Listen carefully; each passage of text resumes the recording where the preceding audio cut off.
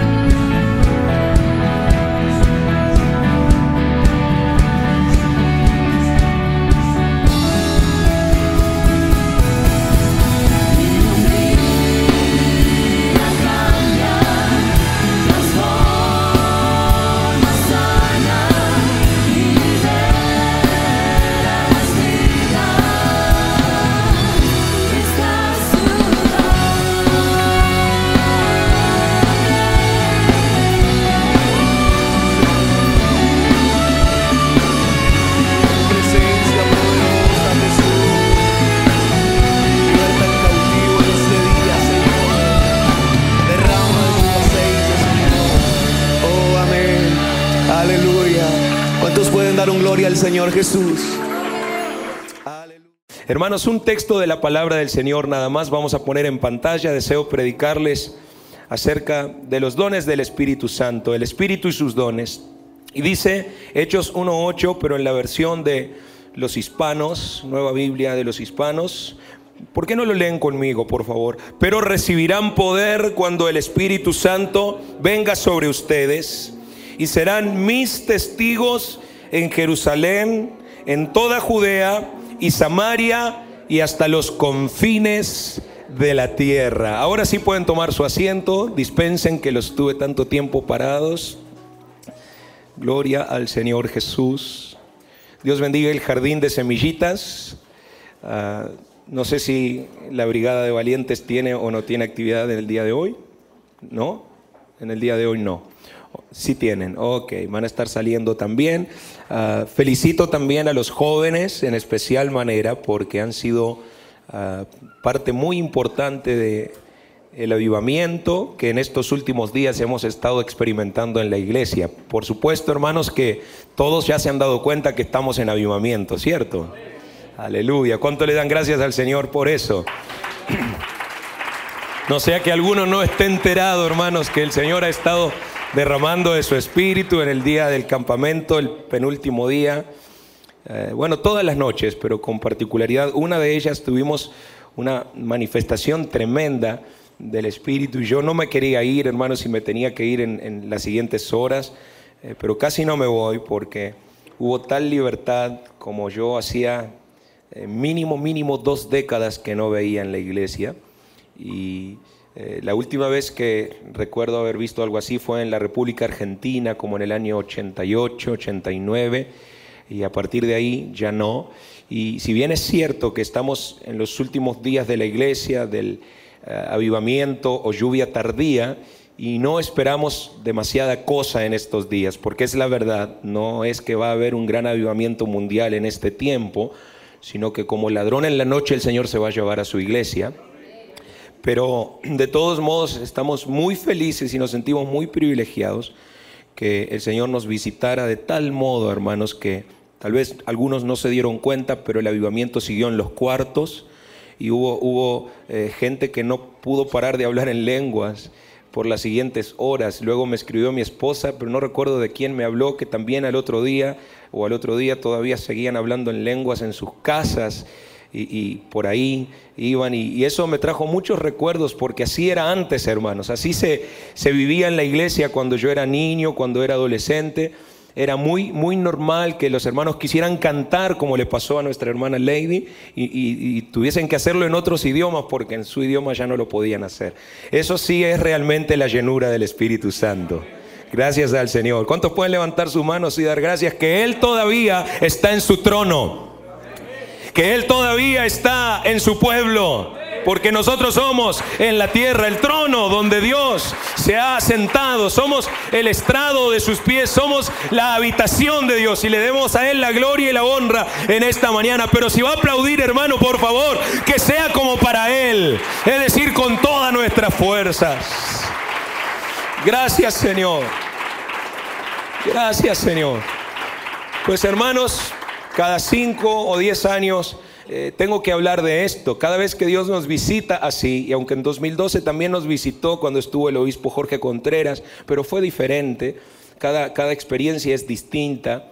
Y yo sentí en esos días, antes de salir de viaje y en estos días, mientras algunas de estas noticias que comparto me llegaban, que el Señor está esperando más de nosotros. Que en añadidura a la tremenda bendición que Él nos ha estado dando y hemos visto vidas transformadas, vidas restauradas, gente llegando a los pies del Señor, hasta de Río Negro. Dios bendiga a nuestros hermanos de Río Negro. Añadiendo a eso también está la tremenda responsabilidad que marca la palabra de Dios cuando dice que al que mucho se le da, mucho se le ha de demandar, mucho se le pedirá.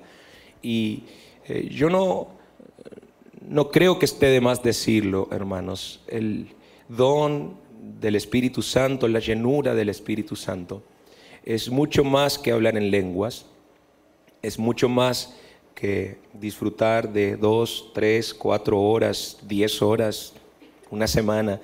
El gozo, la presencia del Señor es mucho más que eso. Es nada más el comienzo.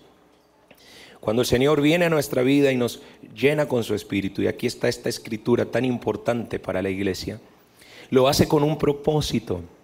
Trae a nuestra vida un cargo o una carga, una responsabilidad.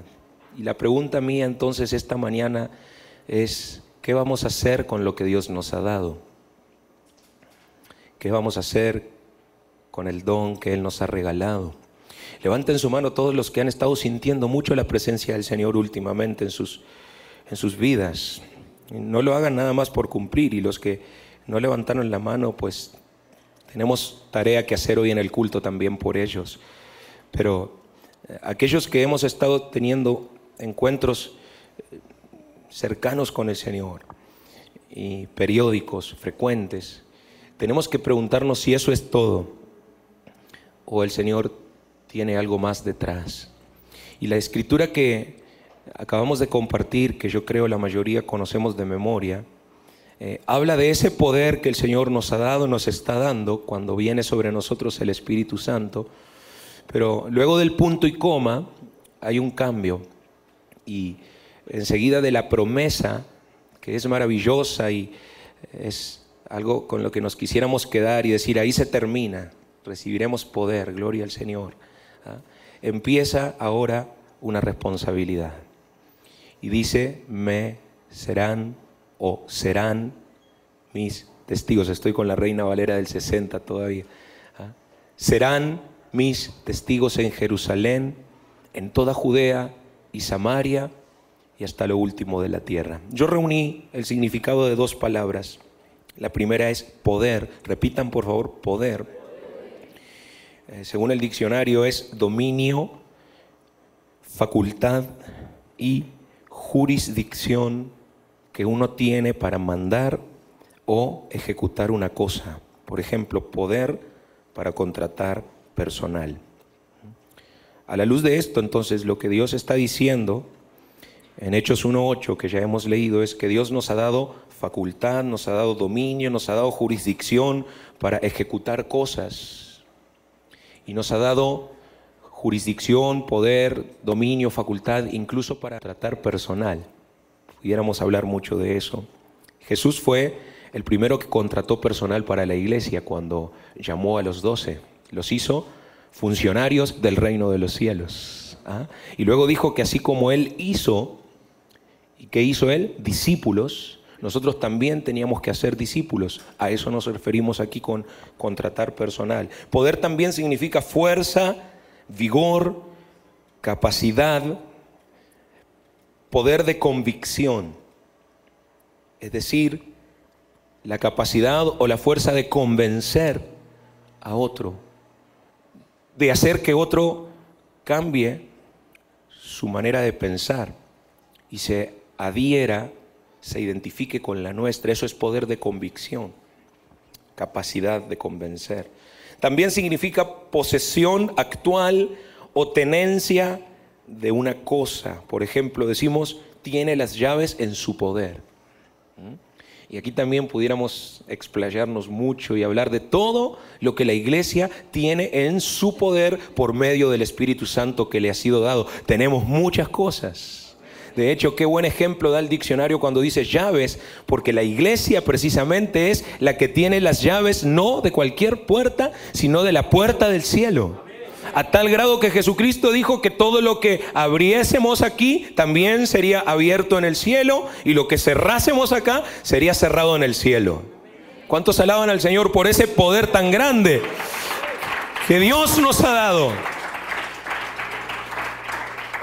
Poder también es la facultad que alguien da a otra persona para que en lugar suyo y representándole pueda ejecutar una cosa. Por ejemplo, le dio poderes o poder para acceder a su cuenta bancaria. Pues no le aconsejo que haga eso. Pero es un ejemplo, ¿verdad? A veces una persona se declara en imposibilidad, es interdicta por la ley, no puede ejercer todas sus atribuciones o sus privilegios. Entonces se hace una carta, ¿verdad? Una carta poder donde se autoriza a alguien más a que haga eso en lugar suyo, a que lo represente. Eso es bastante frecuente y de algún modo nosotros también hemos recibido esa facultad de parte de Dios para representarle. Alaben al Señor todos sus representantes. Y por último, hermanos, poderes, facultades o autorización para hacer una cosa. Dice, dio a su administrador poderes para gestionar su hacienda. Y de esto también habla mucho la Biblia. Dice que somos administradores de su iglesia, de su reino, que somos mayordomos de su obra bendita en esta tierra. Tenemos el poder de decidir, de tomar decisiones, avanzar, proyectar y hacer muchas cosas que el Señor nos ha dado. Todo esto significa poder de acuerdo al diccionario. La segunda palabra es testigo y es también la palabra que aparece en Hechos 1:8. Recibiréis poder y me seréis testigos. ¿Ah? Persona que da testimonio de una cosa, eso es un testigo. ¿Ah? Especialmente en un acto judicial. Y entre paréntesis digo, todo el tema de la salvación tiene mucho de aspecto judicial. En el colegio bíblico se enseña eso, no lo vamos a hacer ahora. Pero nosotros hemos recibido esa capacidad de dar testimonio acerca de algo, acerca de un evento que cambió completamente las leyes de juego, si se puede decir así, entre Dios y la humanidad. Y estamos hablando del acto maravilloso de Jesucristo en la cruz del Calvario. Así como cuando alguien paga una fianza para que otro quede libre, aquel acto judicial que Jesús hizo en la cruz nos liberó a nosotros de la prisión de esclavitud del pecado. Y hoy nosotros podemos testificar de eso. Gracias al Señor Jesús. Testigo también es una persona que presencia o adquiere conocimiento directo de una cosa. Testigo presencial. Y la palabra presencia también nos identifica bastante. Acabo de hablar de la presencia del Espíritu Santo. Y lo que el Señor Jesús está diciendo sencillamente es: me seréis testigos. En otras palabras, ustedes van a comprobar de primera mano, un testigo directo, presencial, lo que es mi poder. Ustedes lo van a ver primero en sus vidas. Luego en su Jerusalén, que es la familia, y luego en su Judea, que es la iglesia, y luego en Samaria, que son los que están afuera de la iglesia, y luego hasta lo último de la tierra, los que todavía no conocemos, pero están en el plan de Dios. Van a ser mis testigos, van a ver mis obras, van a sentir mi poder. Aleluya, van a ver mis milagros. Nosotros no hacemos milagros, nosotros no producimos la presencia del Espíritu Santo. Por eso somos testigos de Él. Solamente miramos y solamente contamos lo que Él ha hecho. Pero el que hace las obras es Él. ¿Por qué no le da un aplauso a la gloria de Él? Por las obras de su Espíritu Santo. También un testigo es aquel o aquello que prueba la verdad de un hecho. Estos agujeros son testigos de la carcoma. Un ejemplo. Testigo también es un dispositivo que sirve como indicador. El testigo de la plancha ya no enciende, se apagó, ya no indica nada. Eso es un testigo. Y por último es también, o dícese, de ese palo u otro objeto que se transmite en los corredores en las carreras de relevos. ¿Cuántos lo han visto? En ese sentido también nos sentimos en una carrera de relevos nosotros. Estando ahí en Puerto Rico hablaba con algunos pastores que también conocieron al misionero que evangelizó nuestra familia, que bautizó a mi abuela, a nuestra abuela y a nuestra mamá. Y cuando uno recuerda estas cosas, cuando uno habla de aquellos que nos antecedieron en la predicación del evangelio, que fueron, como dice Pablo, heraldos o anunciadores para nosotros, sentimos una gran responsabilidad sobre nuestras espaldas, porque aquel testigo o testimonio, aquel elemento que sabemos es el evangelio, es la palabra de Dios, ellos ya no pueden correr con él, pero nos lo han entregado a nosotros para que sigamos. Los hemos relevado y muy posiblemente, si Jesús no viene antes, entre nosotros aquí estén algunos de los que van a relevarnos a nosotros y seguirán corriendo esta carrera de relevos, porque así es la obra del Señor, hermanos. Yo sembré, dijo Pablo, Apolos regó y el crecimiento lo ha dado Dios. Es una bendición saber que somos parte de su reino, como dice una de las alabanzas que cantamos aquí, y que no nos vamos a detener, hermanos. La iglesia no se detiene. ¿Cuántos dicen gloria a Dios por eso? Yo puedo faltar, mi hermano diácono puede no estar ya, pero yo estoy seguro de que si Jesús todavía no regresa, la iglesia va a seguir adelante, porque la iglesia, si bien es de todos nosotros, pero a la vez no es de ninguno de nosotros, es solamente del Señor. Él la compró con su sangre, Él dio su vida en la cruz por ella, Él la sustenta y la guarda, Él la cuida, Él la bendice, Él la está alegrando en esta mañana. Alégrese y dele gracias al Señor, porque somos testigos de todo esto. Hermanos, en el nombre de Jesús, yo quiero pasar a la siguiente diapositiva y decir algo que no es nuevo para muchos, pero es una realidad. Y a lo mejor para algunos sí lo sea, y es el error que la iglesia ha cometido históricamente y que sigue cometiendo y que nosotros cometemos porque somos la iglesia. Y es el hacer una distinción, el querer separar lo que es el liderazgo de lo que es el laicado, de lo que es la membresía o el resto de la iglesia. Hace como 25 años atrás yo estaba bien joven, estaba en el ministerio de alabanza y no se me olvida, un ministro se puso en pie y comenzó como un sermón de nosotros los ministros y ustedes el pueblo, y insistía e insistía sobre eso, y yo decía, algo no está bien aquí. El Espíritu Santo a veces lo molesta a uno cuando escucha algo que no proviene de Dios, y en ese momento yo no podía determinar exactamente qué era, pero con el tiempo uno aprende que realmente para Dios no hay una distinción, no hay una clase A y una clase B dentro de la iglesia. Hay nada más funciones, hay cargos que, como suelo decir, se van a terminar en el levantamiento de la iglesia. Y allá arriba, usted no me va a decir pastor a mí, ni yo le voy a decir diácono al hermano y obispo al otro, porque todos vamos a ser iguales, hombres, mujeres, niños, hasta los que ni siquiera habían nacido, pero ya el Señor los tenía en su mente. Ustedes saben de lo que hablo, ¿cierto? De esos inocentes que a veces son abortados, etcétera. Todos vamos a estar en el mismo nivel allá. Amén. Aleluya. Ya no van a haber cleros y laicos, como se habla en el mundo católico, que dicho sea de paso es de donde proviene este gran error, sin querer ofender a nadie, pero se trata de establecer como una superioridad y por lo tanto, y eso es bien peligroso, también una carga que tiene que ir sobre ese sacerdote, sobre ese ministro, ese líder, apóstol, que también está de moda hoy día. Nosotros no tenemos apóstoles en la iglesia, aunque sí los hay, pero no les damos ese cargo, ni les ponemos ese título. Y la realidad es que muchos llegan pensando así, piensan que la iglesia es como el circo pobre.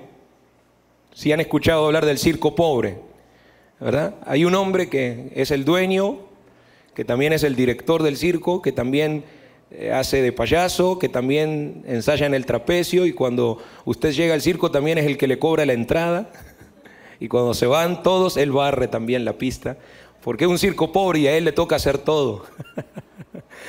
Y ese asunto del circo pobre lo vemos en el mundo religioso, donde la gente nada más es espectadora de lo que se hace, porque nada más uno o dos son los que, como decimos habitualmente, dirigen la batuta, llevan la cosa adelante, y ellos hacen las decisiones y ellos son los que sirven, etcétera, etcétera. Y la gente lo acepta de ese modo. Pero yo quiero decir en el nombre de Jesús, Dios no nos ha llamado, hermanos, a ser espectadores. ¿Cómo dice la Escritura? Recibiréis poder cuando haya venido sobre vosotros el Espíritu Santo. ¿Y qué más? Y me seréis testigos, primero en Jerusalén, luego en Judea, en Samaria y hasta lo último de la tierra. Yo quiero que preste atención a la siguiente escritura que va a aparecer para desmitificar completamente ese asunto de la separación. Dice la escritura, a cada uno, no dice a unos pocos, no dice a 3 o 4 iluminados, dice a cada uno le es dada la manifestación del Espíritu para provecho. Y aquí conecto con lo que estaba diciendo en la introducción. No es nada más para que lo disfrutes, no es nada más para que te alegres en eso y estés contento o contenta de que Dios te ha bendecido y de que eres un hijo suyo y que vas para el cielo. Eso es importante, pero el Señor Jesucristo también dice que esa manifestación del Espíritu es para provecho. Y ahora vamos a averiguar cuál. Y muy importante, dice que a cada uno. Todo el mundo diga conmigo, a cada uno. ¿Qué está diciendo? Que es sin excepción, que es generalizado, que Dios lo tiene preparado o preparada, la manifestación de su Espíritu para todos nosotros. Alguien alabe al Señor por eso. Amén, aleluya. También, hermanos, este mismo capítulo nos dice que así como el cuerpo es uno y tiene muchos miembros, pero todos los miembros del cuerpo, siendo muchos, son un solo cuerpo, así también Cristo. porque por un solo espíritu fuimos todos bautizados. ¿En dónde? ¿O en qué? En un cuerpo. ¿Ah? Y en una época donde había mucha distinción social, y todavía la hay en nuestra cultura. Dice, sean judíos o griegos, sean esclavos o libres, y a todos se nos dio a beber de un mismo espíritu. Aleluya. Todo aquel que ha bebido de ese espíritu, póngase de pie en este momento. Se me están quedando dormidos, hermano. Alabe al Señor si usted también ha bebido de ese espíritu. Aleluya. Aleluya. Dele gracias al Señor por esa bendición. Y ocupe su lugar. ¿Qué es lo que hace el Espíritu del Señor? ¿Qué es lo que estuvo haciendo en el retiro juvenil el domingo pasado? ¿Qué es lo que hace en nuestros grupos de amistad, en nuestras células, en nuestros altares familiares en la casa? Nos une. No nos divide. Nos une. Nos orienta, no nos confunde, nos traza el camino, nos dice qué es lo que tenemos que hacer. A veces la iglesia se distrae, a veces la iglesia se complica, a veces se detiene, está dando vueltas en el mismo lugar como Israel en el desierto. Pero el Espíritu de Dios viene, así como la columna de fuego venía junto a los israelitas para indicarles por dónde tenían que ir. Deshacía la incertidumbre, quitaba los prejuicios y las sospechas, etcétera, porque esa columna de fuego alumbraba a todos por igual. Dios no tiene gente más importante, gente menos importante. Somos todos iguales delante de Él. ¿Cuántos están de acuerdo conmigo? Y como una alabanza que me levanté cantando hoy, yo no sé si el hermano Edward la sabe, hasta tuve ganas de cantarla, pero no la habíamos ensayado, que compuso un cantante puertorriqueño, Dani Berríos, hace muchos años. Decía, muchos predican, otros enseñan, otros cantan como ángeles, pero todos podemos amar como Él amó, tan puro y tan simple. Y dice el estribillo, somos sus manos, somos sus pies. ¿Sí la sabe, cierto? Somos su pueblo, somos hijos del gran Rey. Somos sus manos, somos sus pies, somos su pueblo, somos hijos del gran Rey. Mírese uno a otro ahí donde está. Mire a su hermano, mire a su hermana. Usted está viendo las manos de Jesús aquí en la tierra. Está viendo los pies de Jesús aquí en la tierra. Está viendo la niña de los ojos de Dios aquí en la tierra. El corazón del Señor Jesús aquí. Aleluya, a través de nosotros. Por eso dice que somos miembros de su cuerpo. Y también dice que somos miembros los unos de los otros. Lo que significa que unos a otros nos necesitamos. Romanos 12:4. Porque de la manera que en un cuerpo tenemos muchos miembros, pero no todos los miembros tienen la misma función unos de los otros. De manera que, teniendo diferentes dones, según la gracia que nos es dada, el favor de Dios que nos es dado, si el de profecía, úsese conforme a la medida de la fe. Y ahora vamos a hablar más de eso. Pero estoy parado todavía en el punto de la unidad. ¿Para qué vino el Espíritu Santo? ¿Para qué llega? ¿Para qué viene? Viene para que nos unamos, iglesia. Yo no sé usted, pero yo he sentido que en los últimos años no hemos estado lo suficientemente unidos. No hemos estado caminando todos los juntos, todo lo de acuerdo que deberíamos estar caminando. Han habido diferencias. Muchas veces estamos enseñando una cosa, pero se está haciendo otra. Muchas veces experimentamos diferencias de opinión, desencuentros. A veces hasta se puede hablar de enemistad. Que el Señor Jesús reprenda la enemistad. Y se puede sentir muchas veces cierto grado de rechazo de unos hacia otros. Gente que no está teniendo unidad con los demás, que no se siente parte del cuerpo porque tal vez alguien más en el cuerpo está impidiéndoselo. Alguien está estorbando para que se sienta bien. La iglesia del Señor Jesucristo tiene una cualidad, tiene una credencial que el Señor le dejó. El Señor dijo: para que sepan que son mis discípulos. Esto tiene que pasar. Esto es lo que se tiene que ver en ustedes. Lo primero que tiene que el mundo descubrir en la iglesia es nuestra unidad. Gloria al Señor. Usted va al mundo, a cualquier área de actividad, sea el área de los deportes, el área educativa, el área política, a donde usted se dirija, y usted va a observar divisiones, pleitos, traiciones, deslealtades. Para donde usted se mueva, usted encuentra que es una cosa inherente, ¿verdad?, a las relaciones humanas, que hay conflictos, que hay enemistades. En este momento mismo el mundo está en guerra, y nunca en toda la historia conocida del ser humano habían habido tantos conflictos bélicos simultáneos. Hay un proceso terrible en Oriente Medio. Israel está en el medio de ese polvorín que va a explotar en cualquier momento, y es bíblico. Aquí mismo en Latinoamérica en este momento hay países que están en revolución, y la gente está en las calles quemando llantas y haciendo cosas, rompiendo, y todo eso nos habla del espíritu que hay en el mundo. Es un espíritu de violencia, es un espíritu de codicia, es un espíritu de egoísmo, de muchas cosas. Pero cuando esa gente, por la razón que sea, siente el llamado de Dios y viene aquí a la iglesia, qué bendición cuando alguien deja el mundo y busca al Señor. Pero no es tanta la bendición cuando se da cuenta de que aquí adentro hay más de lo mismo que Él trató de dejar allá afuera. Y muchos han, por lo menos, pensado, y algunos hasta se han atrevido a decirlo: pues yo pensaba que era diferente aquí.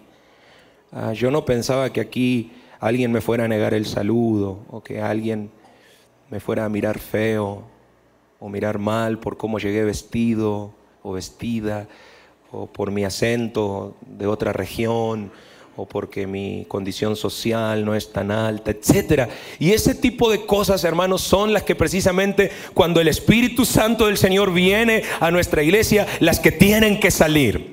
Diga conmigo: tienen que salir.